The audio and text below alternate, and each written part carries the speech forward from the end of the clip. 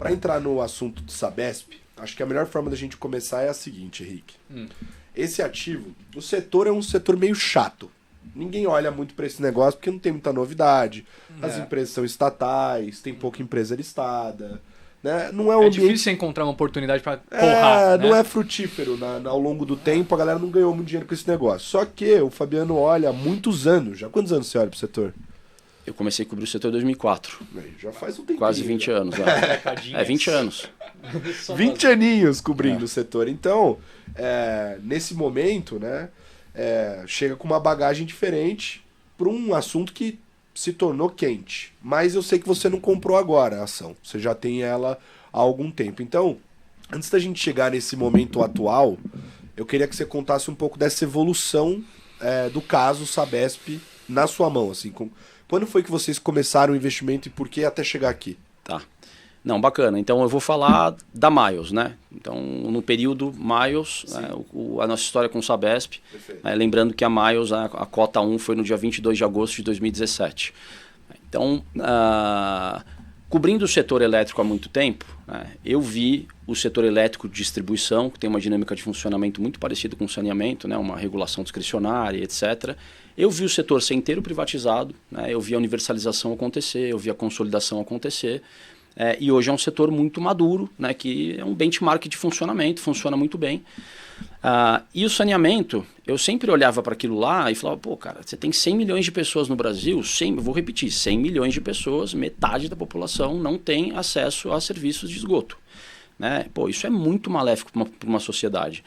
Então, eu tinha o claro entendimento que teria que tramitar um novo marco, né, do saneamento, que acabou tramitando em 2020, porque é um setor que carece muito investimento, grande parte das empresas que compõem esse setor são estatais, né, grande parte delas, né, tirando as 3 listadas, né, que são melhor geridas, né, a maioria dessas empresas é muito alavancada, né, uma situação semi-falimentar. Então, claramente, se a gente não tivesse um novo marco do saneamento que atraísse capital privado, a gente não veria universalização. Né? Então, eu tinha muita confiança que essa era uma das prioridades absolutas do país. E estava acompanhando muito de perto no Congresso, isso ali em 2019, 2018, 2019. O que acontece em 2019? Né? Acompanhando o que estava acontecendo no Congresso, eu vejo que estava engajando a votação do marco do saneamento, né? E ao mesmo tempo ganha a eleição em São Paulo, o Dória, né, nomeia o Meirelles como o seu principal ministro, né? Obviamente que os dois têm uma postura bastante liberal na economia. A Sabesp naquela época era 0,60, negociava 0,60 vezes a sua base de ativo, né? Só para efeito de comparação, o setor elétrico negocia entre 1,5 vezes e 2. E eu falei, putz, aqui tem muito pouco downside risk, assim, né? Tem muito pouco risco de queda do papel, já está num nível muito amassado. O fato de tramitar o marco do saneamento pode ser que ele traga, né, a possibilidade, né, as condições para que um governador liberal privatize a companhia. Então esse negócio pode dar uma mega porrada. Salvo engano meu, né, o papel era mais ou menos R$35 ali no começo do governo do Dória, e em agosto de 2020, quando foi aprovado o marco, né, atrasou um pouco, teve pandemia e tudo, salvo engano, o papel chegou a bater 60 e poucos, 65. Então, pô, nesse período foi excepcional o investimento para a gente. Só que daí, isso é leitura minha, né? Eu tenho a leitura de que o marco do saneamento ele foi aprovado, ele atrasou e acabou sendo aprovado já na segunda metade do governo do ex-governador Dória. Então, talvez não havia mais tempo hábil ali para privatização. Eu não sei também se não houve vontade ou força política na época, e acabou que não aconteceu, né? Então, acabou que as ações tiveram uma correção no momento posterior à aprovação do marco, né? A aprovação do marco foi o raio do papel, o ápice do papel. Eu tive a leitura de que não ia acontecer e acabei saindo, né? Obviamente que eu não saí no raio, perdi um pouco, né? Mas em relação ao preço que eu tinha entrado foi excelente, e saí da posição totalmente, né? Eu falei, putz, eles não vão fazer nada, vai continuar estatal, o valuation já não é mais tão atrativo, e saí. Aí eu fiquei mais ou menos 1 ano sem posição nenhuma, né? até que começou de novo, né, o clima de eleição para governo em São Paulo, né, e eu já estava monitorando que, né, por conhecer o trabalho do governador Tarcísio, né, como ministro de infraestrutura e tudo mais, né, tenho muita admiração pelo trabalho dele, eu já imaginava que ele poderia ser um candidato que ia ter muita força, né, em São Paulo, e acabei contratando aí uma série de pesquisas, né, no ano de 2022, que foi o ano da eleição, e ali mais ou menos no meio do ano, não vou lembrar exatamente agora aqui, mas eu diria que abril, maio, quando as pesquisas começaram a capturar, né, na medida que o Tarcísio foi se tornando mais conhecido e tudo mais, as pesquisas começaram a capturar um crescimento dele, aí eu falei, a gente tem que montar de novo. E nesse momento também as ações estavam muito amassadas, né? Salvo engano meu, era alguma coisa perto aí de R$40, R$45, né? Mais ou menos 0,7 base de ativos, né? Um valuation bem deprimido. E a gente começou a montar a posição ali, aí as pesquisas foram só mostrando um crescimento dele, ele ganhou a eleição e tudo mais. A ação deu uma porrada, acho que ela chegou a bater 67 ali logo depois que o Tarcísio venceu as eleições. Aí o que aconteceu, né? Nem tudo são flores, né? O que aconteceu em dezembro? Aí teve aquela postura menos market friendly do Lula, né? Ele veio com aquela tentativa de mudar um pouco as regras na privatização da Eletrobras, né? Tiveram rumores de que se pretendia mudar o marco do saneamento, né? E aí o mercado se assustou, né? Aí a Sabesp afundou de novo, foi lá para R$45.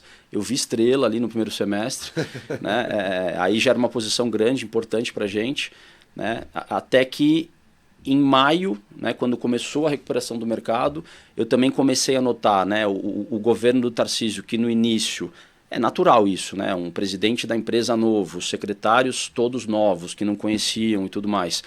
No início, né, eu acho que a comunicação ela foi um pouco difícil com o mercado, e ali em maio eu capturei que a comunicação ela estava ficando mais redonda, que de fato o objetivo era caminhar para a privatização e tudo mais, né? E ali então eu aumentei bem a posição, fui quase um tamanho de posição máxima, né? E segui aí durante todo esse tempo com investimento na Sabesp. Tá? E eu sigo animado, tá? Sigo animado, a gente acho que vai passar por isso aí. Mas é basicamente assim, na Miles é esse o histórico, né? Mas eu acompanho o papel desde 2004, assim, né? Então eu cobria no sell-side, enfim, sempre acompanhei bem, né? E eu acho que talvez um diferencial para a gente ter entrado mais cedo nessa tese em relação a outros fundos é exatamente o que você colocou, né? O peso no índice de saneamento como um todo é 1%. Então, quem nunca olhou, né, nunca perdeu nada, assim, nunca correu um risco de estar muito longe do índice, né? Além do fato de que as 3 empresas listadas são 3 estatais que historicamente nunca tiveram foco em retorno, em investidor, né? Então, no final do dia, era um setor muito esquecido, assim, com uma barreira de entrada grande de entendimento, né? Uma regulação estadual, tem toda uma parte regulatória difícil de compreender, né? E eu acho que agora que a coisa está começando a ganhar um pouco mais de popularidade, que eu estou vendo mais fundos aprofundando a lição de casa e tudo mais, né? Então eu acho que daqui para frente essa história ela se amplifica, assim, conforme a privatização vai se aproximando. Eu não tive a oportunidade de falar com você sobre Sabesp ao longo dessas 2 décadas, mas se eu pudesse fazer um chute aqui, Stetter, eu acho que esse é o momento que você mais está animado na história com o papel. Né? Eu estou bem animado, né? Assim, vamos lá. As ações... Eu queria saber o porquê que você está tão animado. Assim. Então, porque quando a gente almoçou aquele dia, seu olho chegava a brilhar. Assim. Não, eu estou muito animado, né? Então vamos lá, né? O que eu gosto de pensar nessa tese? Eu faço muito uma comparação com o setor elétrico. Tá? Porque é um setor que a gente chama que tem uma regulação discricionária. Né? Você tem lá uma base de ativos, pensa que é um monopólio natural, né? Então quem determina o retorno que o concessionário, o investidor vai ter por prestar aquele serviço não é o concessionário, obviamente, porque é um monopólio natural, é a agência reguladora, né? Tem uma agência reguladora, no caso da Sabesp e Arcesp, então ela calcula toda a base de ativos que foi feito, ou seja, tudo que foi investido para a prestação do serviço. Ela determina o que a gente chama de WACC regulatório, que é basicamente o retorno que o investidor vai ter por ter feito esse investimento, né? Ela determina esse retorno observando parâmetros macro, riscos do setor, a alavancagem, etc. Então, essa dinâmica de funcionamento é uma dinâmica de funcionamento muito parecida com o que é o setor elétrico de distribuição, né? E o setor elétrico de distribuição, ele negocia como eu coloquei, entre 1,5 vezes e 2 vezes base de ativo, ao passo que a Sabesp, ela saiu mais ou menos ali, quando estava naquele ponto deprimido ali em maio do ano passado, ela saiu de 0,70 para 0,90 a base de ativo agora, né? Então, ainda tem uma diferença gigantesca de valuation entre a Sabesp e o setor elétrico. Então, quer dizer que ela está negociando a menos do que ela possui atualmente da sua base de ativos? Exatamente, é como se ela fosse não gerar esse retorno de maneira perpétua, assim. É como se ela fosse gerar 10% a menos do retorno regulatório de maneira perpétua. Destruindo valor ao longo do tempo. Isso, é isso aí. É como se tudo que eu invisto lá, eu estou destruindo valor porque eu não consigo fazer a remuneração que o regulador considera justa para aquele investimento que eu fiz. Entendi. Porque eu sou mais ineficiente do que os parâmetros que estão na minha tarifa. Perfeito. Né? Então, o que determina, né, o valuation que as empresas vão negociar? É o quanto você consegue fazer de EBITDA, né? Vamos usar o EBITDA como uma proxy do retorno que o concessionário tem prestando aquele serviço. Uhum. O regulador, ele vai lá, determina então a sua base de ativo, o seu retorno, uma coisa vezes a outra dá o seu EBITDA. Né, que se você performar exatamente em linha com os parâmetros regulatórios, com os parâmetros na sua tarifa, você vai ter aquele EBITDA. Só que o regulador, ele também determina quais são os custos de despesas que o regulador, considera eficientes para que você preste aquele serviço. Tá? Então a tarifa no final do dia ela é uma conta de chegada, né, que a tarifa vezes o volume, né, vai gerar uma receita. Essa receita tem que ser suficiente para cobrir os custos de despesas que o regulador considerou eficientes e gerar o EBITDA, que é a remuneração do investidor, do concessionário. Uhum.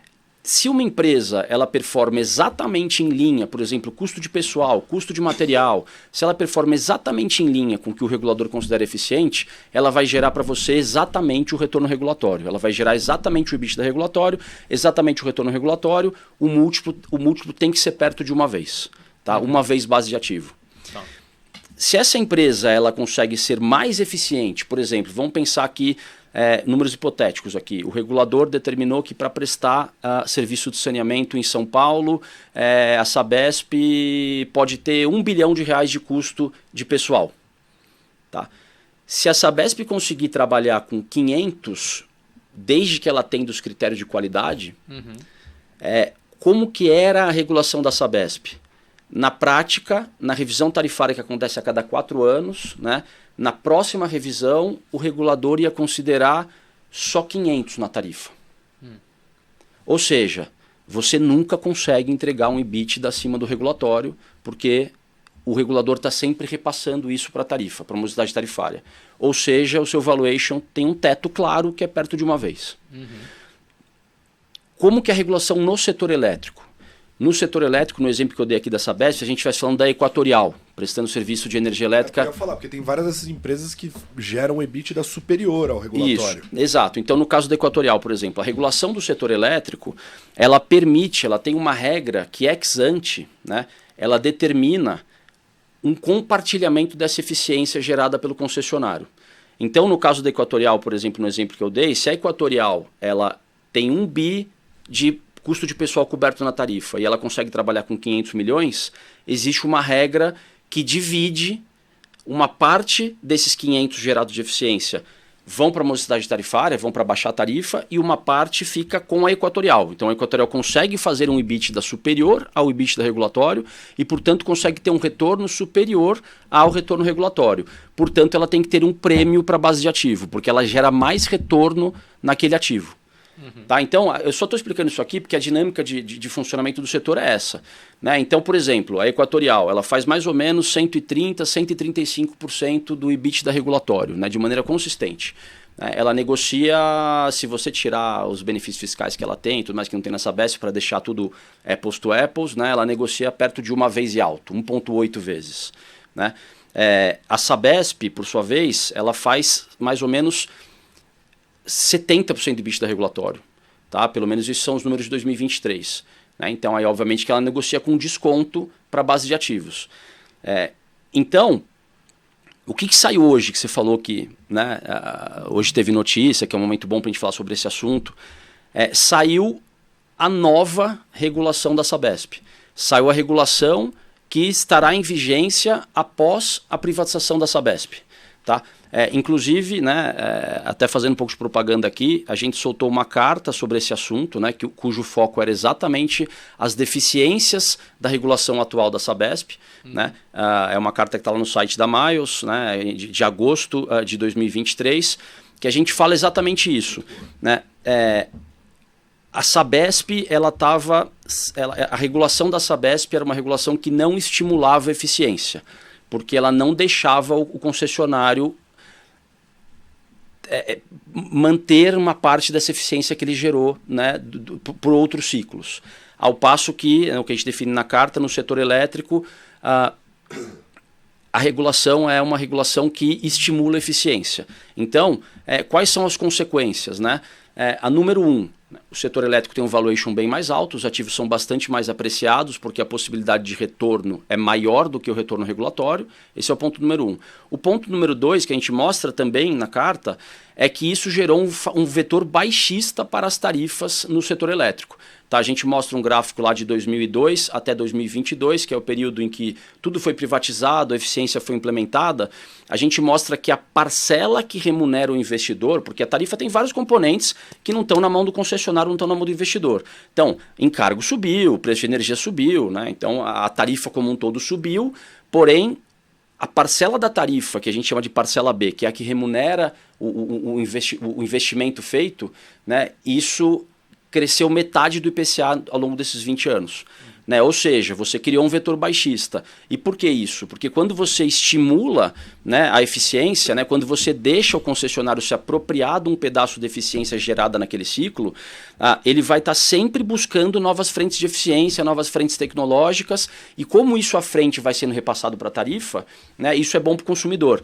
Então, na carta a gente chama que a regulação que estimula a eficiência é o cenário win-win, que você tem um ativo mais apreciado e também é o melhor para o consumidor, né? E a regulação da Sabesp até ontem, né, era o que a gente chama de cenário lose-lose, que é uma regulação que não estimula a eficiência, portanto, ela não gera uma valorização do ativo, porque você não tem a possibilidade de fazer retornos maiores do que o regulatório, e você não cria esse vetor baixista para as tarifas. Né? Então, aí o que saiu hoje, né? E aí na carta a gente faz a sugestão de que faria todo o sentido do mundo, né, você alterar a revisão, a regulação da Sabesp, porque número 1, você valorizaria o ativo, e número 2, você faria o que é melhor também para o consumidor. Né? Então as duas coisas aqui estão casadas. E de fato, o nosso entendimento, né, lendo o que saiu hoje, né, hoje foi aberta a consulta pública, né, para a privatização da Sabesp, e lá já consta, não tem todos os detalhes, mas constam já muitos parâmetros do que será a nova regulação, né, e é uma regulação que vai estimular a eficiência. Tá? E é uma regulação que permite retornos ainda superiores aos que a gente vê no setor elétrico. Tá? Basicamente, o setor elétrico hoje, por já ser um setor que é universalizado, que basicamente ao longo do tempo vai investir a depreciação, você não precisa dar tanto estímulo para que seja feito o investimento. Né? Pensa que você é o poder concedente, e aí você tem todo o interesse, porque você sabe o quanto é positivo para a sociedade em antecipar a universalização. A sua tendência, né, desde que de maneira meritocrática, né, desde que o concessionário gerando eficiência, seria de permitir que ele carregue um pedaço maior dessa eficiência, para que ele tenha um retorno maior, para que ele faça o investimento de maneira mais rápida, porque ele está investindo numa taxa alta. Né? Então, essa que é a diferença. Né? Aí, indo bem para o detalhe, né, até o final de 2030, toda eficiência que o concessionário da Sabesp, né, o investidor da Sabesp gerar, né, ele não vai precisar compartilhar nada com a tarifa, ele vai ficar 100% para ele. Então, isso é uma tentativa, na minha cabeça, né, do regulador, em dar uma sinalização de retorno mais alto para que o investimento seja acelerado. E aí, obviamente, que depois de 2030... Em termos, né, de expansão assim, da cobertura... Em termos de universalização. Né? Lembra que, né, São Paulo ainda tem muita coisa a fazer, né, em em coleta de esgoto e tratamento de esgoto. A água já é bastante universalizado, né? Mas para que você tenha uma ideia, hoje a base de ativos total da Sabesp, ordem de grandeza, 75 bi, né? Tem outros 70 bi para investir, para universalizar, para que toda a população tenha serviços de água, esgoto e tem que dobrar. Né? Então, esse que é o meu ponto. Eu não sei se ficou muito técnico aqui a explicação, mas então eu sou muito otimista, porque a regulação da Sabesp ela é melhor, né? Eu entendo que ela vai ser melhor do que a do setor elétrico, porque ela vai permitir retornos mais elevados. O que eu estava explicando, né? No setor elétrico é uma regra complicada, mas basicamente o regulador permite que você carregue, o que você pode carregar de eficiência é 20% acima do EBITDA regulatório. Então vamos supor que o seu EBITDA é 1 bi regulatório, até 1 bi 200 você pode carregar. Né? O que exceder 1 bi 200, você devolve 50% na cabeça e depois tem lá um fator X na tarifa que vai sempre te jogando para 20%. Aqui, no caso da Sabesp, você vai poder carregar 100% da eficiência que você gerar, né, durante 6 anos, mais ou menos, e depois vai tendo uma escadinha para levar isso lá na perpetuidade com o setor já maduro para alguma coisa parecida com a do setor elétrico. Então, em termos de estímulo ou possibilidade de retorno, né, a regulação da Sabesp na minha cabeça, né, que vai entrar em vigência pós-privatização, ela é melhor que a do setor elétrico.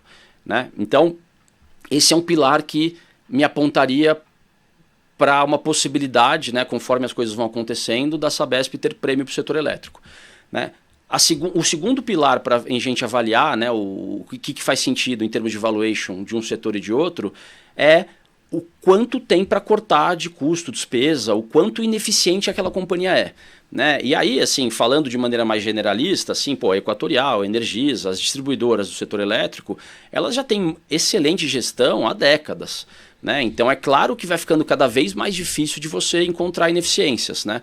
Ao passo que a Sabesp, né, a gente ainda vê muita ineficiência. Né? Eu acho que o management atual está fazendo um excelente trabalho, mas está lá há muito pouco tempo. Né?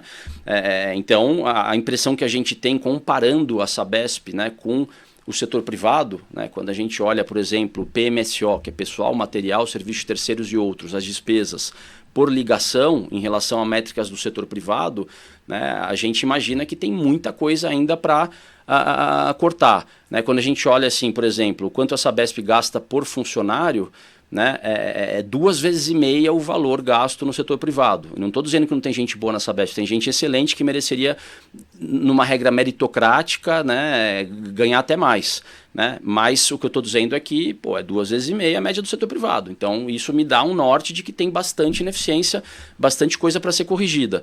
Né? Então esse é o segundo ponto. Né? O quanto a regulação te permite carregar de eficiência que você venha gerar, né? Dada a situação atual das companhias, o quanto é possível gerar de eficiência, e aí tem um bias, né? Um viés de que tem muito mais possibilidade de gerar eficiência na Sabesp, por ser ainda uma empresa muito ineficiente em relação às empresas do setor elétrico, né? E finalmente, né, um terceiro pilar que vai determinar o múltiplo das companhias é crescimento. Porque imagina que você, vamos supor, a Sabesp foi privatizada, entrou lá um novo concessionário, ele fez um turnaround, lá em um ano e meio, 18 meses, sei lá quanto, ele deixou a empresa eficiente. Né? Ele deixar a empresa eficiente significa que ele está tendo retornos altos, né? Que é todo o racional que eu já fiz aqui.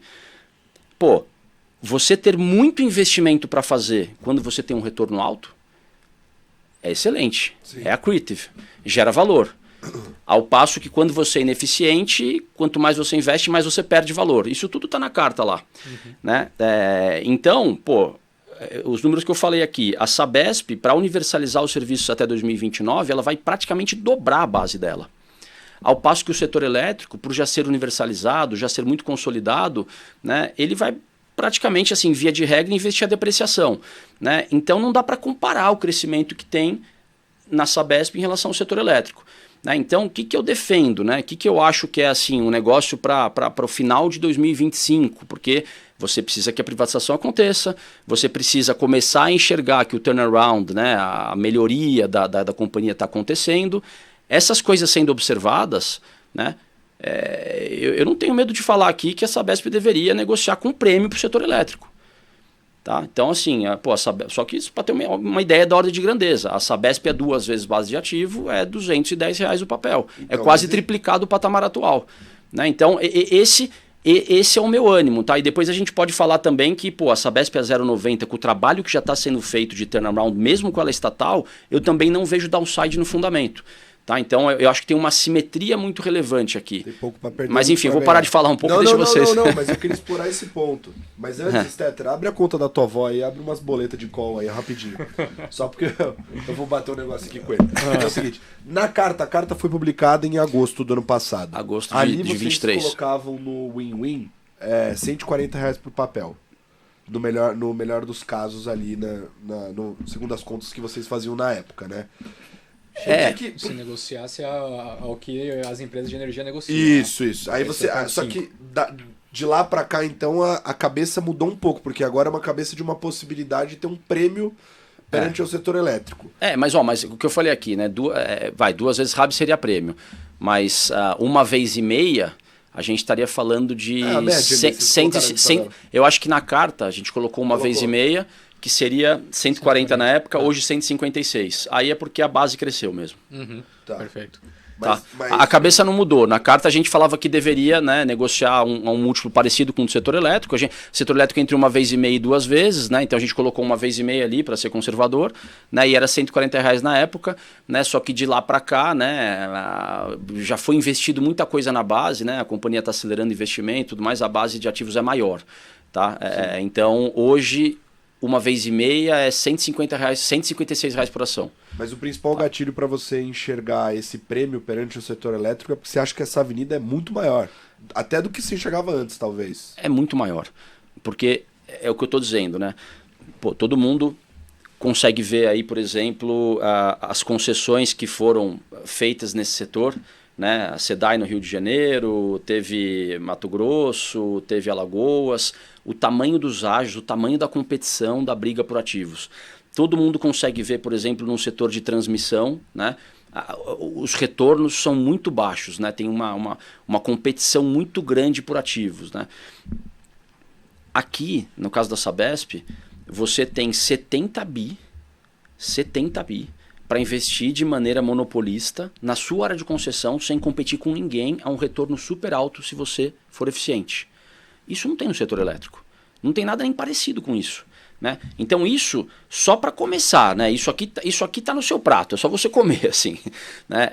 Além disso, tem mais 30 bi para você universalizar saneamento em São Paulo, fora da região de atuação da Sabesp.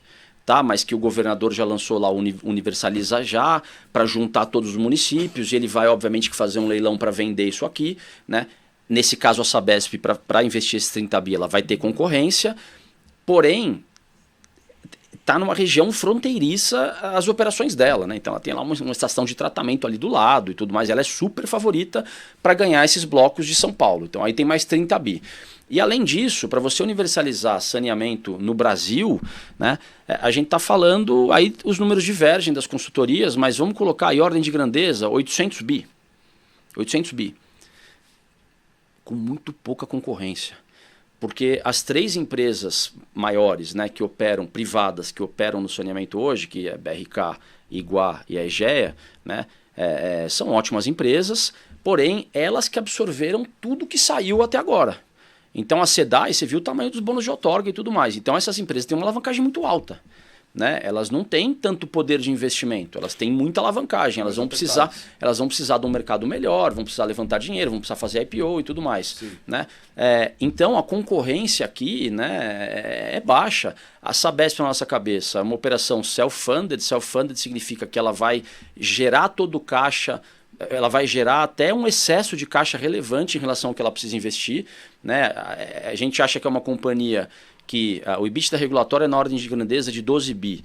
Né? A gente acha que ela privada dá facilmente para ela fazer alguma coisa perto de 15, 16 bi, né? Versus um investimento de mais ou menos 10, 12 por ano. Né? Então, assim, e a Sabesp fazendo esse patamar de 15, 16 bi, dívida líquida sobre EBITDA, né, que é a alavancagem da companhia, vai para uma vez, assim, numa operação que é super previsível. Né? Então você consegue também, aí num futuro mais de médio prazo, ser um player, né, ser mais um jogador aqui para a consolidação desse setor, que falta fazer o Brasil inteiro praticamente.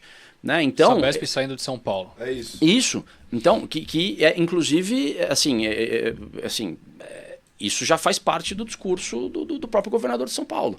Né? Inclusive, o título da carta é que eu acreditava que a Sabesp seria a maior utility da América Latina, né? No momento em que, salvo engano meu, quando eu soltei a carta, o market cap era por volta de uns 40 bi, né? Com a Eletrobras acima de 100 bi. Né? Então ali eu já estava falando que eu tinha lá no final 200 bi, né, que você colocava na conclusão. 200 bi, porque vamos lá, cara, a Sabesp tem 75 bi de base e ela tem 70 bi para investir, né? Então estamos falando de uma base com a empresa universalizada na ordem de grandeza 140, 145. Pô, isso aí negociando a 1,5 é mais de 200 bi de empresa.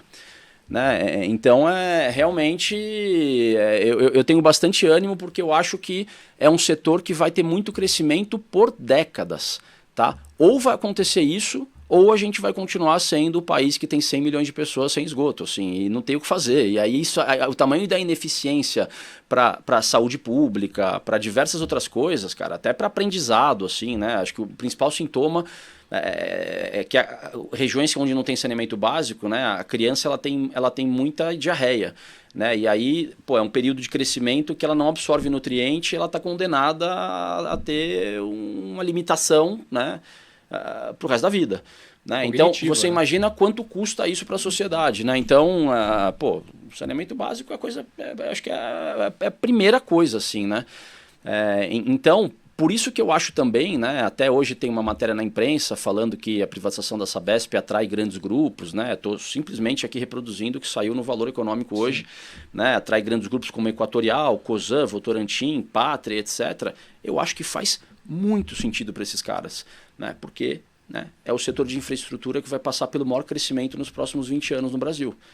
Então, assim, a Equatorial é uma excelente operadora no setor elétrico, mas vamos lá, né? Como coloquei, o setor já está universalizado, já está muito consolidado, tem poucas oportunidades e tudo mais.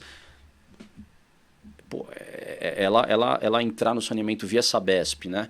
Com esse motor que eu estou colocando aqui de potencial de geração de EBITDA, uma empresa com pouca alavancagem. É histórico de alocação de capital, né? Assim, então, aí eu falo assim, então vamos lá. Só sumarizando o meu racional de porque eu sou otimista, né? Então vamos pensar hipoteticamente que a Equatorial leve a concessão da Sabesp. Leve não, mas que ela tem ali 15%, 20% e no final do dia, através de um acordo de acionista, sei lá como, ela vai ser muito atuante, né? O mercado vai ter o entendimento de que ela está ajudando a organizar o dia a dia, que eu acho que essa é a intenção, né? O governo lock-up também, o governo tem falado que ele quer, né, em função de obtenção de preço maior, né, em relação a você fazer um full corporation, que seria pulverizar tudo no mercado, e principalmente por segurança operacional, né, no day after da privatização. Né? Vamos pensar hipoteticamente aqui que a Equatorial é esse investidor de referência. Eu já coloquei aqui que a Sabesp ela tem possibilidades de retornos superiores ao setor elétrico, pela regulação. Eu já coloquei que a empresa é bem mais ineficiente, ou seja, tem muito mais coisa para fazer do que no setor elétrico. Eu já coloquei que o crescimento é descomunalmente, assim, é outra ordem de grandeza, assim, né, em relação ao setor elétrico. Aí o controlador, não o controlador, mas o acionista de referência é o mesmo, é Equatorial na Equatorial e Equatorial aqui no saneamento. Por que não vai haver uma convergência de múltiplo? Só que se houver a convergência de múltiplo, é R$210. Então, assim, é o que eu falo, assim. Então, por que eu sou animado? Porque eu estou enxergando isso. E me fala uma coisa, Fabiano, sobre isso. Assim, eu costumo ver bastante relatório de Southside falando sobre a empresa, e a galera costuma ter ali, né, um target de, sei lá, 110, 120, bem distante do que seria esse cenário ideal. Quais são os fatores de risco que o pessoal costuma elencar nesses momentos, até para não chegar numa conclusão tão otimista como essa? Tá. Bom, vamos lá. Primeiro que você não sabia qual era a regra do jogo, né, até hoje, que foi o momento em que saiu a consulta pública, né, e a gente já tem os principais parâmetros da regulação. Uhum. Né? Então, com a regulação anterior, como eu coloquei aqui, de fato, perto de uma vez rabi é teto, porque se você não consegue carregar por outros ciclos a eficiência que você gera, você vai estar sempre próximo do seu retorno regulatório, sempre próximo de uma vez. Uhum. Né? Então as pessoas elas não tinham isso, né? Elas não tinham. Agora eu imagino que as pessoas vão ter que revisar esses targets, porque a possibilidade de você gerar retornos mais altos e, portanto, o valuation da companhia refletir isso, ela está presente agora, né? A gente não tem todos os detalhes, por exemplo, a gente não sabe ainda como vai ser o compartilhamento de eficiência depois de 2030. Né? Acho que isso tudo vai ganhando corpo ao longo da audiência pública que vai até o dia 15 de março. Tá. Né? Mas já dá para ter um cheiro que, pô, cara, os primeiros 6 anos é fantástico, é muito bom. Né? Então, esse é o ponto número 1. Né? O ponto número 2, assim, cara, aí, assim, desculpa a franqueza aqui, né? Mas na minha carreira, eu acho que eu falei que um ativo tinha tanto potencial assim, eu tive coragem de falar, pô, esse negócio pode dobrar, triplicar de preço, sei lá, talvez 1 ou 2 vezes, assim. Né? Então não é simples, cara. A tendência do ser humano é sempre falar que tem uns 30% de upside, né? É difícil você ver um cara falar que tem 200, né? Então acho que tem um pouco desse fator também, né? Assim, com todo respeito, né? Eu respeito muito diversos analistas aí, mas de fato eu acho que também não havia, né, embasamento técnico para justificar um target muito mais alto porque você não sabia qual era a regulação, né? Tinha o risco da privatização andar ou não também, né? Tinha o risco da privatização andar ou não, né? Pô, eu acho que uma ideia que ganhou corpo, né? Até eu falo até eu mesmo, né? Até mais ou menos o meio de dezembro, eu estava achando que ia ser um full corporation, né? Sem necessariamente um investidor de referência. Talvez fosse ter um investidor financeiro, como teve na Eletrobras, na Copel, GQG, GIC, enfim, esses caras financeiros grandes com 5%, mas pouco atuantes. Né? Eu achava que era esse cenário. Pô, esse cenário é um cenário que o day after ele me traz bastante mais dúvida. Porque o meu upside, tudo se materializa aqui em termos de valuation se a eficiência for implementada. Se ela não for implementada, nada se materializa. Então, o que você teria mais conforto? Ter a Equatorial junto com você, ou a Cosan, ou o Votorantim, ou a Egea, ou quem quer que seja dos grupos aí que tem saído na imprensa, né, para te ajudar nesse trabalho do day after, para implementar a eficiência na companhia, caras que já são operadores, já têm experiência em lidar com regulador e etc., ou só acionistas financeiros. Né? Então, eu acho que também essa possibilidade de ter esse âncora mais atuante, ela também fez que o papel se apreciasse, né? E eu acho que em se confirmando isso, a tendência é que se aprecie mais. Né? Eu acho que, de novo, eu respeito bastante o pessoal atual da Sabesp, acho que estão fazendo um trabalho ótimo, estão lá há pouco tempo, já entregaram muita coisa, né? Mas é claro que pelo menos a minha leitura sobre o que os investidores vão pensar como um todo. Se você tiver um grupo ultra experiente que negocia num valuation altíssimo para ajudar, né? Com certeza a dúvida sobre a implementação desse turnaround, dessa melhora na companhia, ela fica bem menor, o valuation fica bem maior, certo? Então acho que são algumas coisas que aconteceram, né? Mais ou menos ali nas últimas semanas de dezembro começou a ficar um pouco mais claro para os investidores, né? Pelas movimentações que aconteceram e tudo mais, né? Que era muito provável um cenário em que o governo fosse optar por realmente alocar com um tamanho maior um grupo que significasse uma segurança operacional maior no day after da privatização. Né? Então eu acho que são basicamente essas as análises que eu faço. E eu apostaria que depois da regra que saiu hoje, né, as pessoas elas têm que revisar o target, assim. Tá? E também, né, a privatização ela tem uma probabilidade alta de acontecer na minha cabeça, mas também nada é 100%, né, na vida. Né? Então, no mercado financeiro, se você achar que alguma coisa é 100%, você está pronto para quebrar. Assim. E quais são esses riscos para a privatização não acontecer daqui em diante, dado o estágio que a gente está nessas discussões? Vamos lá. Isso até é um negócio que é bastante difícil assim, de transmitir para o investidor estrangeiro, principalmente. Você tinha o risco número 1, que era a aprovação na LESP. Né? A LESP teve que aprovar, né? a autorização, né? para o Estado perder o controle. Né? Foi aprovado numa votação maciça ali, salvo engano meu, assim, precisava de 48 deputados no mínimo, foi 63, assim, foi maciço, foi muito forte a aprovação. Né? Aí o próximo passo agora, pensando no lado político, né, o poder concedente no setor de saneamento são os municípios. Tá? Então, Enfim, São tem caminhos jurídicos distintos que falam uma coisa ou outra, né? Mas o nosso entendimento é que, pelo menos São Paulo, né, é necessário que você tenha uma aprovação na Câmara de Vereadores para que você tenha um processo mais forte, né?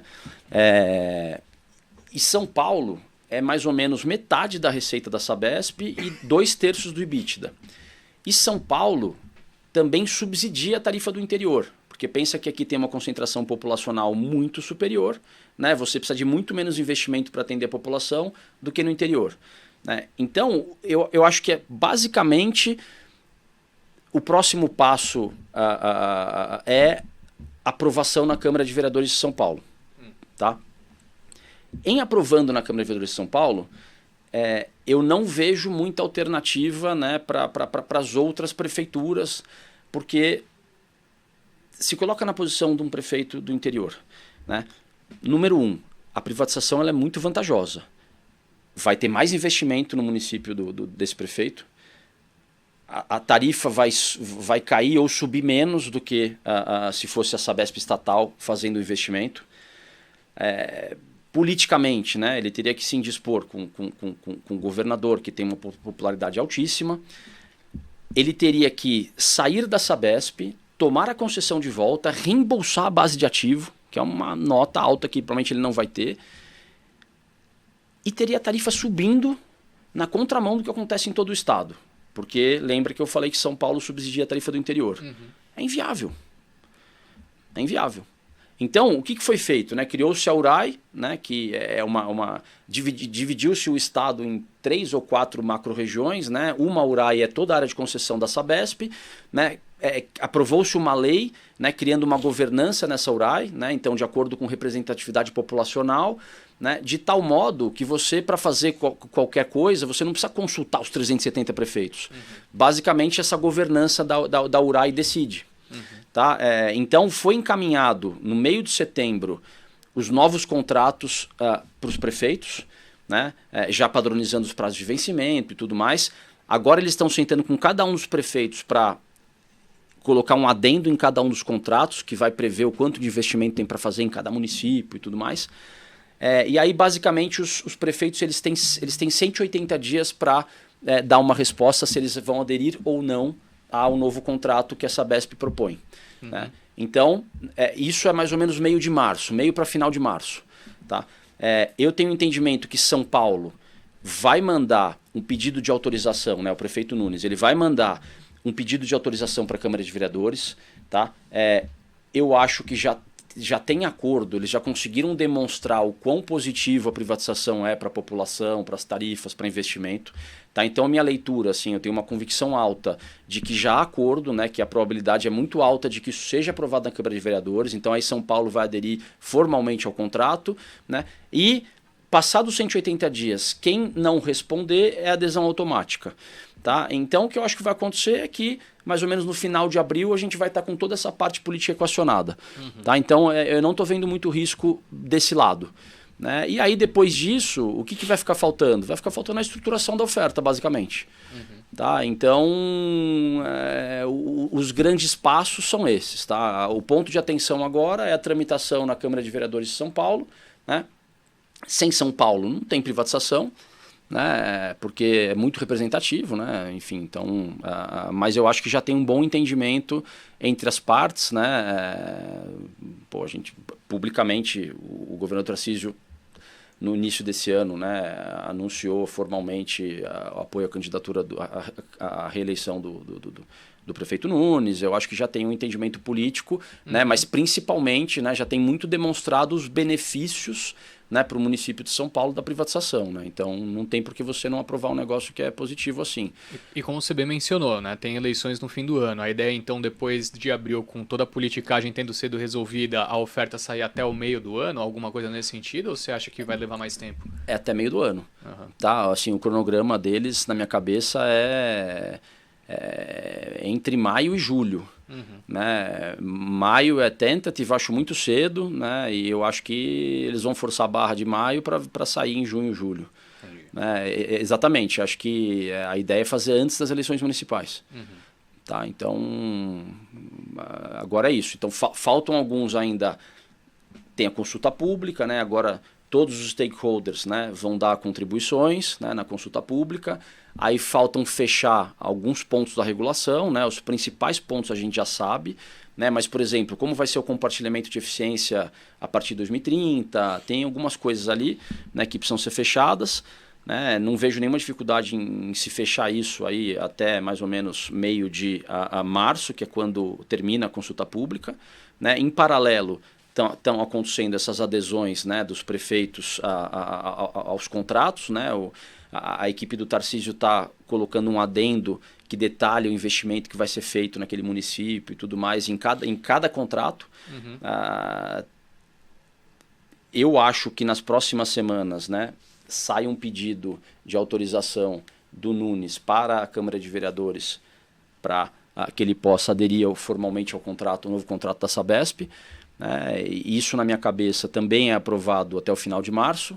E aí, de abril para frente, a gente está com todos os passos cumpridos, né? Aí tem Tribunal de Contas, tem essas coisas que eu também não acho que a gente vai ter nenhum problema. Uhum. Né? E aí a estruturação da oferta de fato, né? Como que vai ser feita a oferta? Vai ser um book building, vai ser primeiro um leilão competitivo entre grupos que podem ter 15% e depois um book building para o public equities, como a matéria do Valor sugeriu hoje. Aí a gente não sabe, isso aqui vai ser estruturado ainda. Era exatamente essa dúvida que eu tinha, que saíram alguns nomes e imagino até pela oportunidade que você está enxergando como acionista, essas empresas também estão vendo algo similar a isso. Que tipo de empresa você, como acionista da Sabesp, gostaria de ver como parceiro estratégico numa operação como essa? E mais do que isso, né, como você bem disse, assim, como que talvez seria uma disputa entre essas companhias que estão buscando o ativo, já que todas vão ter interesse, como que normalmente funciona num processo como esse para um parceiro estratégico entrar? O que eles têm que oferecer de vantagem? Enfim, como que funciona? Vamos lá, né? O que eu acho que São Paulo vai exigir, né? Eu acho que a prioridade número 1, 2 e 3 do Estado de São Paulo é entregar a universalização, né? Isso eu acho que é a coisa mais importante. Para que você entregue uma universalização, a gente está falando de uma companhia que fez mais ou menos, né, na média nos últimos anos, 4 bi de investimento por ano. Isso tem que saltar para alguma coisa entre 10 e 12 nos próximos anos. Então você vai aí praticamente triplicar esse capex, né? Tem um desafio operacional relevante aqui, né? Então, te respondendo assim, né, eu acho que tem que ser um grupo que, primeiro, né, consiga demonstrar capacidade financeira, consiga demonstrar capacidade operacional, tem que ser um grupo muito sólido, né? Então, eu vejo isso em alguns dos nomes que foram citados na imprensa hoje, né? Mas, sendo bem honesto aqui, para mim é difícil falar qual que eu prefiro, qual que eu não prefiro, né? Eu acho que tem grupos de excelentíssima qualidade ali, né? Eu tenho bom relacionamento com quase todos eles, né? Então eu acho que a gente está bem servido de interessados.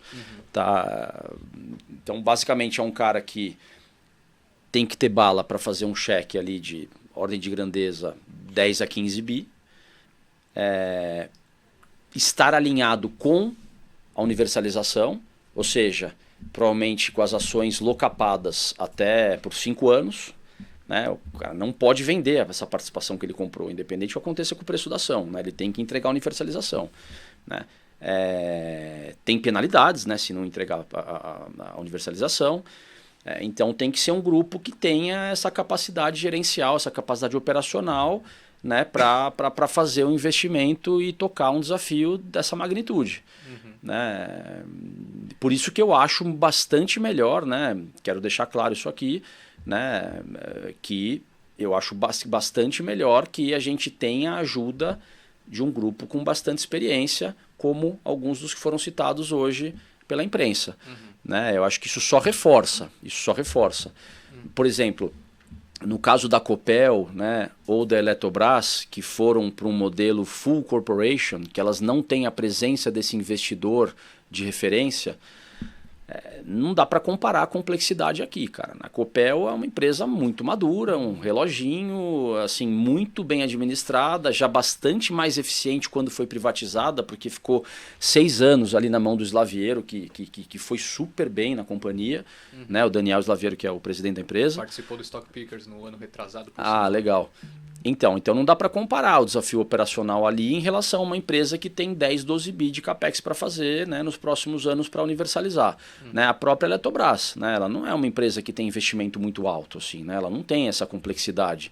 Então, aqui no caso da Sabesp, eu acho muito diferente, né, do caso da Copel ou do caso da Eletrobras, né? Eu não estou dizendo que não dá para fazer, né? Aí, se for um full corporation, beleza, os acionistas vão ter que se engajar mais, né? Pô, a gente vai se engajar, a gente vai pensar, putz, qual que é o melhor conselho, qual que é o melhor management, etc. E vamos tocar, né? Acho que também funciona, mas eu, sem nenhuma dúvida, tenho preferência por um modelo em que você tem um grupo com muita musculatura ajudando nesse processo. E só um último ponto do meu lado, o seguinte, você citou algumas vezes, principalmente quando a gente estava falando ali do histórico que você tem com o papel, né, de mudanças que o governo tentou realizar, por exemplo, no marco do saneamento, acabou não conseguindo, tentou na Eletrobras, né, mais recentemente.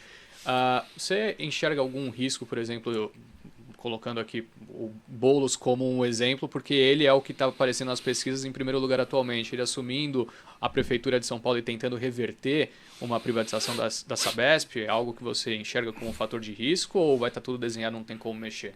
Então, vamos lá, né?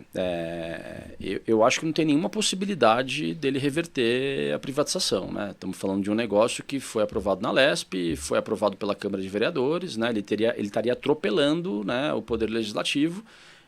E assim, vamos lá, né?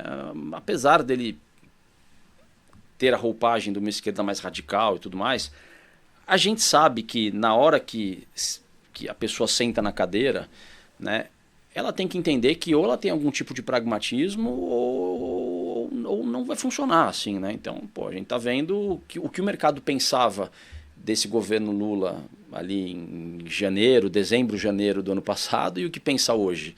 Né? Pô, as coisas que alguns ministros desse governo já escreveram, já disseram em relação ao que eles estão fazendo, né? É muito diferente, né? Pô, se o Boulos vai e desfaz um negócio desse, que claramente traz um benefício para a sociedade, né? Que acelera a universalização, né? Assim, não tem mais R$1 de investimento em São Paulo para nada. Não é possível fazer isso. E eu acho que o processo está sendo muito bem conduzido, está sendo muito bem amarrado, né? Eles estão tomando cuidado de aprovar, mesmo que juridicamente você não precise, eles estão tendo cuidado de aprovar isso. A Lesp, Câmara de Vereadores de São Paulo, Tribunal de Contas e tudo mais. Acho que é impossível de reverter. Né? Eu acho que até numa entrevista pública que ele deu em alguma rádio, eu preciso resgatar isso, né? Até ele próprio colocou que ele vai lutar contra, que ele acha um absurdo, etc. Mas se for feito e ele assumir a prefeitura, ele não tem mais o que fazer, foi feito. Né? Assim como tem muito nós na Eletrobras, né? Mas é também um papel que a gente está bastante otimista, né? Tem uma posição grande na carteira, mas até agora foi só ruído, assim, né? De fato não aconteceu nada, né? Porque existe uma vontade de se fazer as coisas, né? Eventualmente algumas coisas são ditas muito mais por uma comunicação com as suas bases e tudo mais, mas quando você vai ver o que representaria para o país um negócio desse, né, pô, você foi aprovado no Congresso uma lei que limita a 10% o poder de voto que um ente tenha, independente da participação econômica que ele possua. Então o governo tem 42%, né, e está revoltado que só pode votar com 10%. Foi aprovada uma lei no Congresso. Pô, se você passar por cima disso, acabou. Não tem mais nenhum investimento aqui. Né? Pô, sei lá, o Fundo Soberano de Singapura, o GIC, é público, está lá na Bloomberg, é um grande acionista da empresa, o GQG, tem uma série de estrangeiros que compraram apenas porque essa era a regra do jogo. Não fosse essa a regra do jogo, provavelmente eles não teriam comprado. Né? Então você não pode mudar. Né? Então eu tenho um entendimento também que a gente poderia estar próximo de chegar num acordo para encerrar esse assunto. Né? Eventualmente, a Eletrobras ela pode antecipar lá aqueles aportes que ela faz no fundo, no CDE, para baixar a tarifa, mas é só um jogo de taxa de desconto aqui, não está tirando valor nenhum da empresa. Né? Pô, atende o governo desse lado, o governo passa a ter um discurso político de que ele conseguiu alguma coisa e encerrou esse assunto. Acho que vai ser por aí o caminho.